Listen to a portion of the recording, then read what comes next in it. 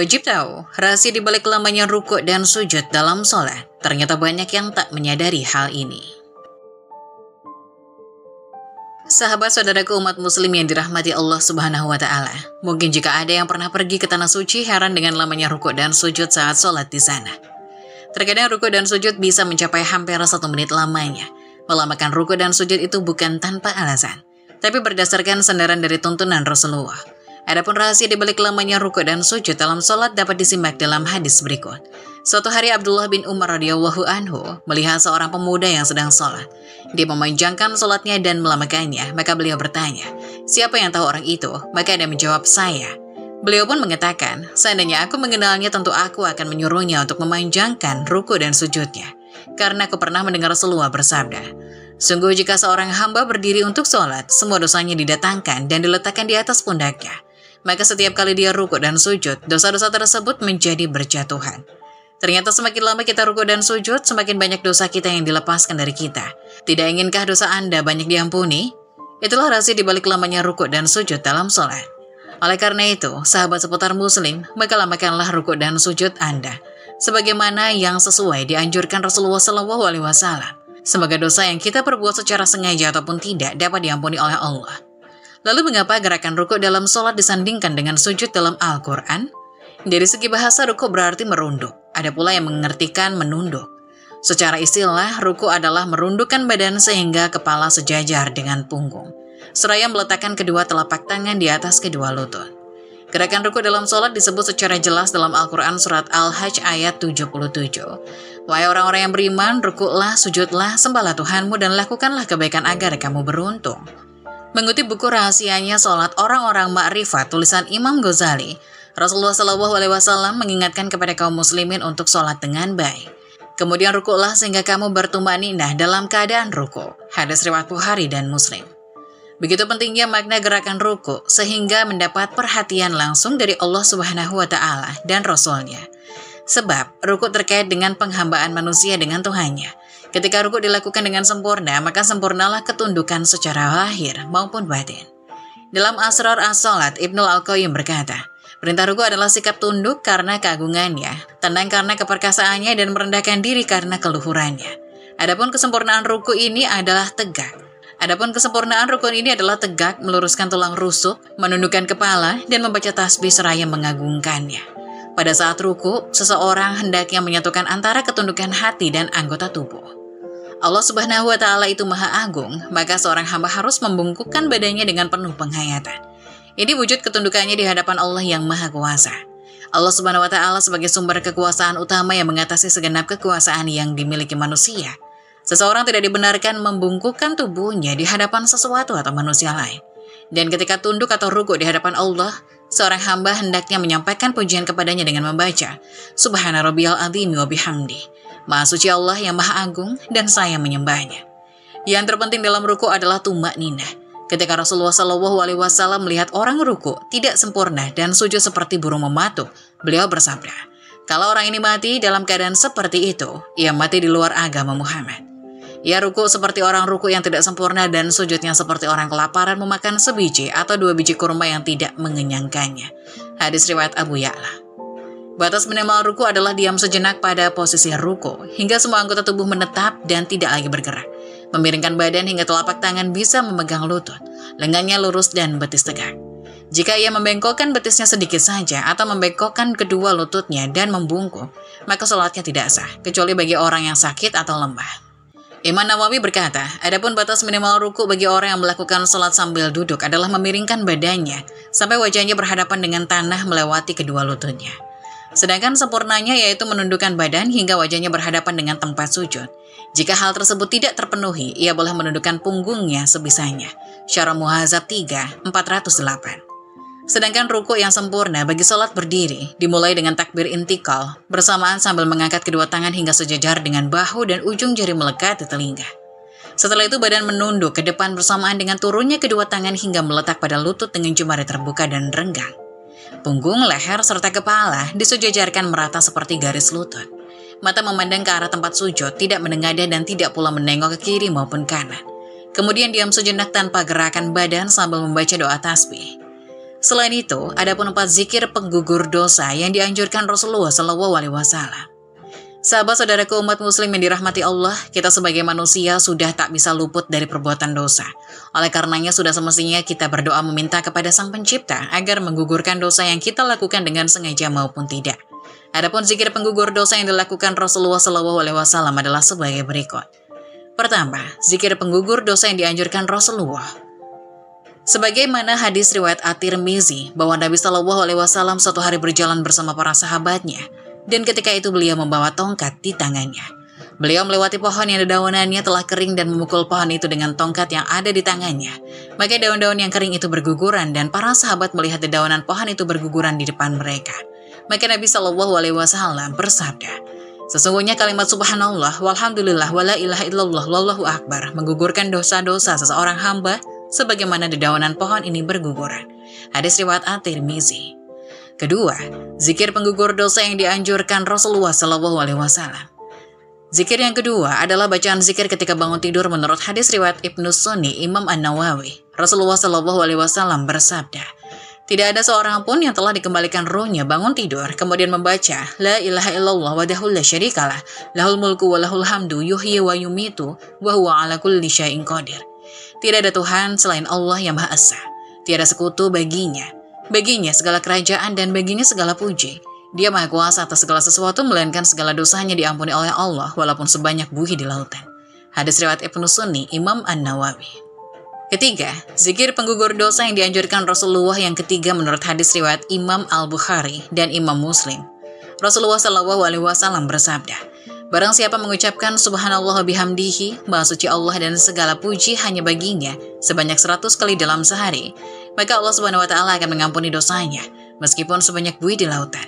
Hadis riwayat Imam Al-Bukhari dan Imam Muslim.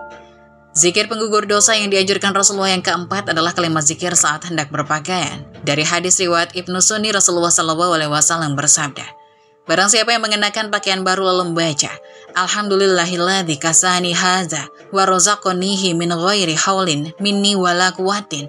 Segala puji bagi Allah Subhanahu wa taala yang telah memberi pakaian ini kepadaku dan memberi rezeki kepadaku tanpa daya dan upaya dariku. Maka Allah Subhanahu wa taala mengampuni dosanya yang telah lalu. Hadis riwayat Ibnu Sunni. Demikianlah zikir penggugur dosa yang dianjurkan Rasulullah SAW. Semoga dosa yang kita perbuat dapat dimaafkan oleh Sang Pencipta. Amin. Berikut ini adalah amalan-amalan ringan namun berpahala besar. Kaum muslimin seputar muslim yang dirahmati Allah, di antara yang diajarkan Rasulullah pada kita adalah rutin mengamalkan amalan solih, meskipun amalan itu sedikit dan ringan, atau bahkan dipandang remeh oleh sebagian orang. Namun ternyata tanpa kita sangka, ternyata amalan tersebut mengandung pahala yang besar. Inilah keistimewaan dalam agama kita, amalan yang sedikit malah diberi balasan yang besar. Lihat kisah yang disebutkan dalam hadis berikut, dari Abu Hurairah, Nabi bersabda, permisalan kalian dengan ahli kitab Yahudi dan Nasrani seperti permisalan seseorang yang diberi upah. Ditanya, siapa yang mau bekerja dari pagi hingga pertengahan siang, waktu zawal dan waktu zuhur, lalu mendapat upah 1 kirot.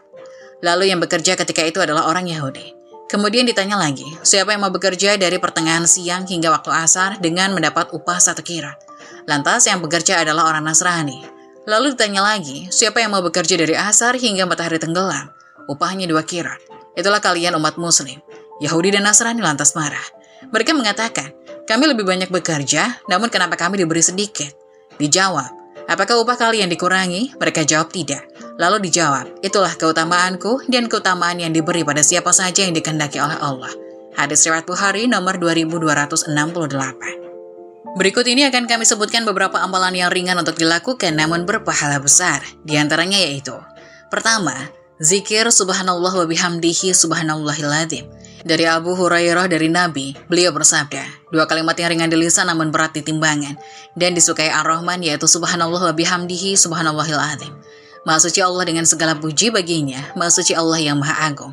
Hadis riwayat Bukhari nomor 6687 dan Muslim nomor 2694. Kedua, mengikuti muazin di dalam azannya. Dari Abdullah bin Amr bin Aish meriwayatkan bahwa beliau telah mendengar Nabi Muhammad bersabda, jika kalian mendengar seorang muazin, maka ucapkanlah seperti apa yang dia ucapkan. Kemudian berselawatlah kalian atasku. Karena sesungguhnya, barang siapa yang berselawat atasku 1 kali selawat, maka Allah akan berselawat atasnya 10 kali. Kemudian mintalah kalian kepada Allah untukku al-wasilah. karena sesungguhnya ia adalah kedudukan di dalam. Tidak pantas mendapatkannya melainkan untuk seorang hamba dari hamba-hamba Allah, dan aku berharap akulah orangnya yang mendapatkan itu. Maka barang siapa yang memohonkannya untukku al-wasilah, maka halal baginya syafaat. Hadis riwayat Muslim. Ketiga, wudhu dengan sempurna dan membaca doa. Dari Umar bin Khattab radhiyallahu anhu, Nabi SAW bersabda, barang siapa yang berwudu dengan sempurna kemudian selesai wudu ia membaca, asyhadu alla ilaha illallah wa anna Muhammadan abduhu wa rasuluh. Aku bersaksi bahwa tiada sesembahan yang berhak disembah selain Allah dan bahwasanya Muhammad adalah hamba Allah dan Rasulnya. Maka akan dibukakan untuknya pintu surga yang jumlahnya 8 dan dia boleh masuk dari pintu mana saja yang dia sukai. Hadis riwayat Muslim. Keempat, membaca ayat kursi setiap selesai sholat dan ketika hendak tidur. Artinya, Abu Umamah al-Bahili berkata, Rasulullah bersabda, barang siapa yang membaca ayat kursi setelah setiap sholat wajib, niscaya tidak ada yang menahannya masuk melainkan kematian.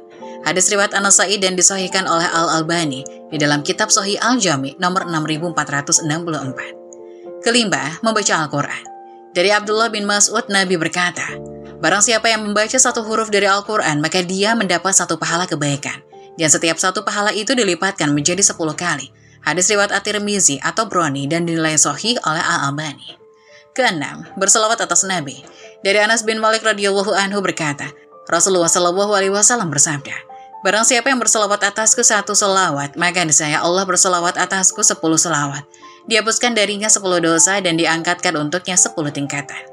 Hadis riwayat An-Nasai dan disahihkan oleh Al-Albani di dalam Sahih Al-Jami nomor 6359. Ketujuh, membaca zikir ketika masuk pasar.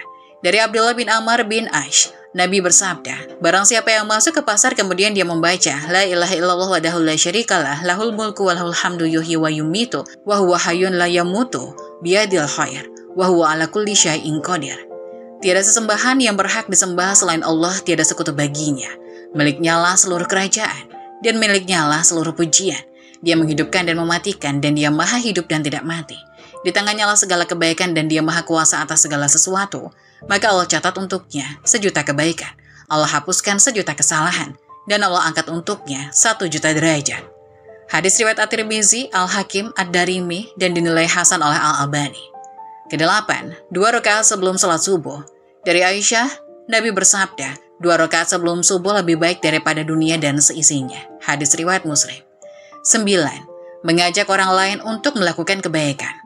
Dari Abu Hurairah radhiyallahu anhu, Nabi SAW bersabda, barang siapa yang mengajak kepada kebaikan, maka dia mendapat pahala sebagaimana pahala orang yang mengikutinya, tanpa mengurangi pahala mereka sedikit pun.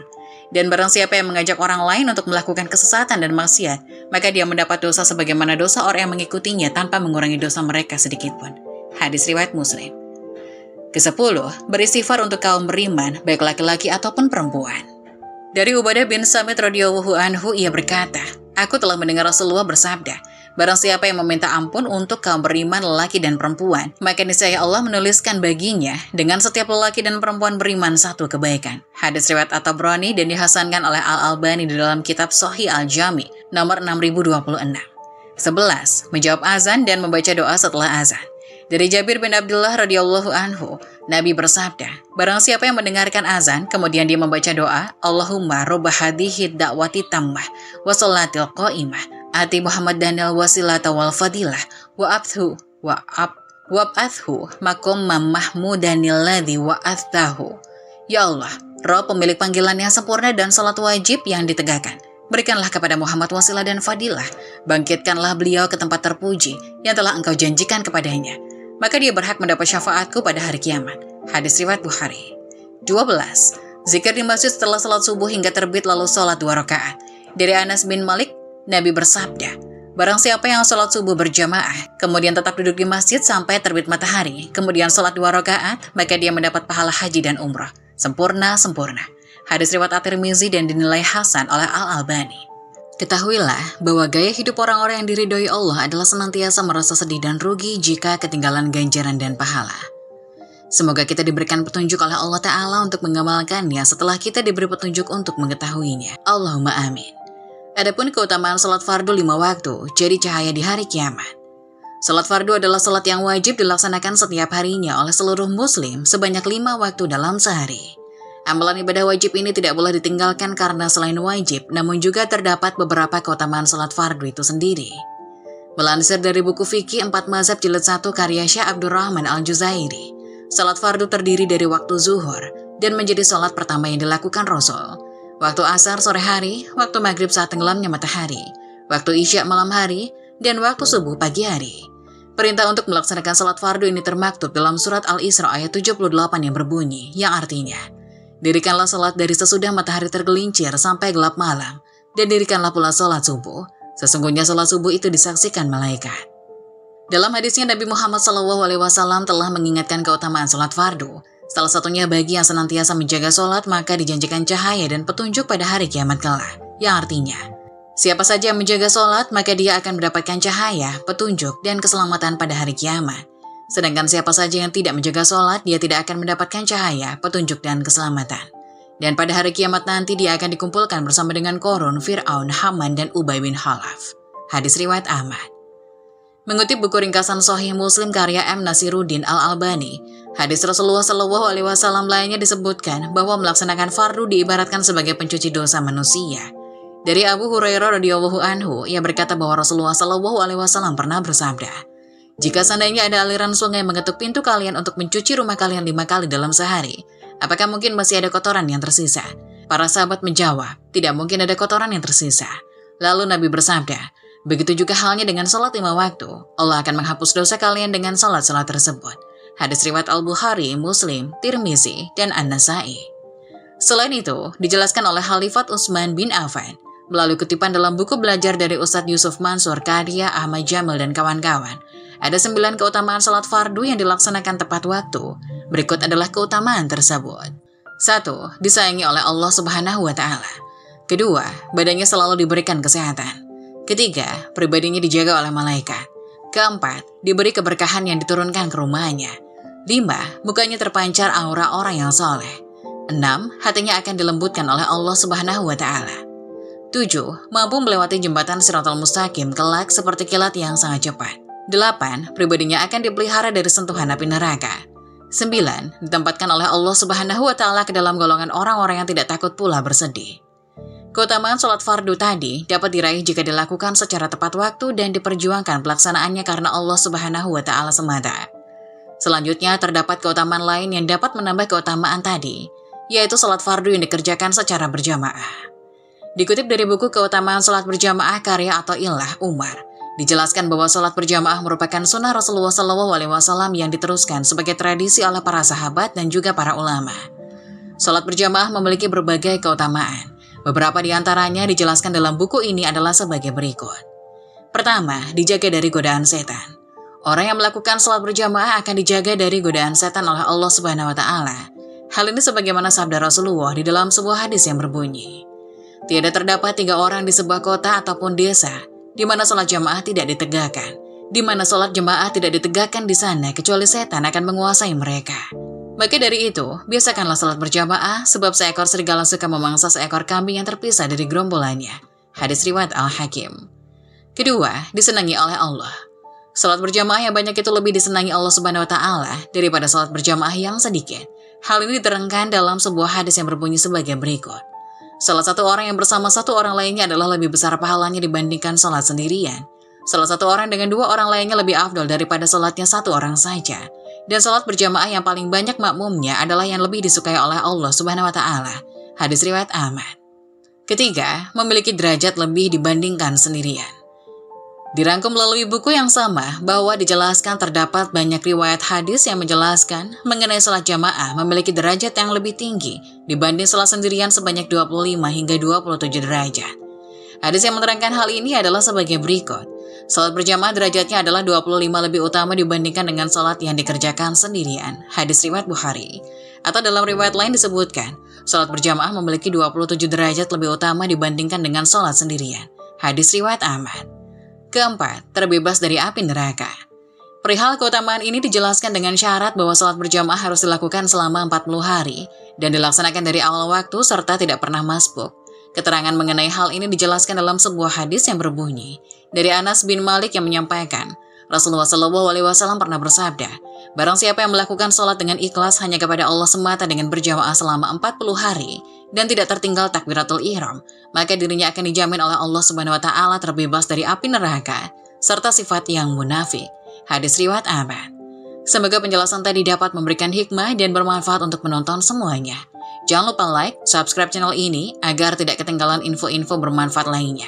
Sekian dari kami, terima kasih. Wassalamualaikum warahmatullahi wabarakatuh.